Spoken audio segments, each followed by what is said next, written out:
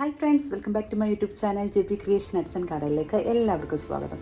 ഇന്ന് ഞാൻ നിങ്ങളുടെ മുമ്പിൽ വന്നിരിക്കുന്നത് ലെമൺ വൈൻ എന്ന് പറയുന്ന ഈ ഒരു ഫ്രൂട്ടിനെ പരിചയപ്പെടുത്താൻ വേണ്ടിയാണ്. ഇതൊരു കാറ്റസ് വിഭാഗത്തിൽപ്പെടുന്ന ഒരു പ്ലാന്റാണ്. അമേരിക്കയിൽ കാണപ്പെടുന്ന ഒരു ട്രോപ്പിക്കൽ പ്ലാന്റാണിത്. പെറീസ്കിയ അക്യുലേറ്റ എന്നാണ് ഇവയുടെ ശാസ്ത്രീയ നാമം. ഈ ലെമൺ വൈൻ എന്ന് പറയുന്ന ഈ ഒരു പ്ലാന്റിൻ്റെ മറ്റൊരു പേരാണ് ബാർബഡോസ് ഗോസ്ബെറി.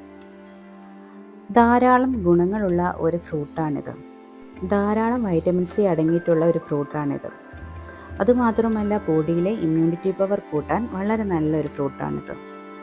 നമ്മുടെ ഡൈജസ്റ്റീവ് ഡിസോർഡേഴ്സായ ഗ്യാസ്, ഡയറിയ എന്നിവയ്ക്കൊക്കെ ഈ ഒരു ഫ്രൂട്ട് വളരെ നല്ലതാണ്. ഒരുപാട് ഗുണങ്ങളുള്ള ഒരു ഫ്രൂട്ടാണിത്. ഈ ഫ്രൂട്ടിനെ പലരും പല രീതിയിലാണ് ഉപയോഗിക്കുന്നത്. ചിലർ അച്ചാറിടാൻ ഉപയോഗിക്കുന്നുണ്ട്, ചിലർ വൈൻ ഉണ്ടാക്കാൻ, ചിലർ മീൻ കറിയിൽ തക്കാളിക്ക് പകരമായിട്ട് ഈ ഫ്രൂട്ട് ഇടാറുണ്ട്. നമുക്ക് ലൈം ജ്യൂസ് ഉണ്ടാക്കുന്നത് പോലെ തന്നെ ഇവയുടെ ഫ്രൂട്ട് ഉപയോഗിച്ച് നമുക്ക് ജ്യൂസ് ഉണ്ടാക്കാൻ വളരെ നല്ലതാണ്. പുളിയൊക്കെ ഇഷ്ടപ്പെടുന്നവർക്ക് കഴിക്കാൻ പറ്റിയ നല്ലൊരു ഫ്രൂട്ടാണിത്. ഇവിടെ എൻ്റെ മോളാണ് ഈ ഫ്രൂട്ട് കൂടുതലായിട്ട് കഴിക്കുന്നത്. നല്ലൊരു ഫ്രൂട്ടാണിത്. ആദ്യമേ ഇതുപോലെ പച്ച കളറിൽ വന്നിട്ട് പിന്നീട് ഇത് ഓറഞ്ച് പോലെയാവും. പിന്നീട് ഇതൊരു റെഡും ഓറഞ്ചും കൂടെ കലർന്ന ഒരു നിറമാവും. അപ്പോഴാണ് ഈ ഫ്രൂട്ട് കൂടുതലായിട്ട് കഴിച്ചാൽ ഒരു ടേസ്റ്റ് വരുന്നത്. ഒരു പുളിയും മധുരവും കൂടെ ഒക്കെ വരുന്ന ഒരു ഇതാവും.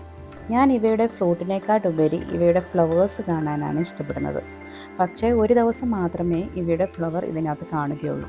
പിറ്റേ ദിവസം ആകുമ്പോഴത്തേന് ഇവയുടെ ഫ്ലവറൊക്കെ നല്ലതായിട്ട് ഇങ്ങനെ അടങ്ങിയിരിക്കുന്നതായിട്ട് കാണാൻ സാധിക്കും. പിന്നീട് അത് പൊഴിഞ്ഞു പോയതിന് ശേഷമാണ് ഇവയിൽ ഫ്രൂട്ട് ഉണ്ടാകുന്നത്. വളരെ ഭംഗിയുള്ള ഫ്ലവേഴ്സാണ് ഇവയ്ക്കുള്ളത്. ഈ ഫ്ലവർ വിരിഞ്ഞു കഴിഞ്ഞാൽ ചിത്രശലഭങ്ങളും പിന്നെ അതുപോലെ തന്നെ ഈ തേനീച്ചകളൊക്കെ കൂടുതലായിട്ട് അവിടെ വരുന്നതായിട്ട് കാണാൻ സാധിക്കും. വളരെ ഭംഗിയുള്ളൊരു പ്ലാന്റാണിത്. ഈ പ്ലാന്റ് നമുക്ക് ക്ലൈമ്പിംഗ് പ്ലാന്റ് ആയിട്ടും അതുപോലെ തന്നെ വെട്ടി നിർത്തി നല്ല ബുഷിയായിട്ടും വളർത്താവുന്നതാണ്. നിറയെ പൂക്കൾ തരുന്ന പ്ലാന്റ് ആയതുകൊണ്ട് തന്നെ നല്ല ഭംഗിയായിരിക്കും കാണാൻ. ഇത് ഒരു ദിവസമേ പൂക്കൾ നിൽക്കത്തുള്ളെങ്കിലും ഇവ പൂക്കൾ വന്നു കഴിയുമ്പോൾ നല്ല ഭംഗിയായിരിക്കും.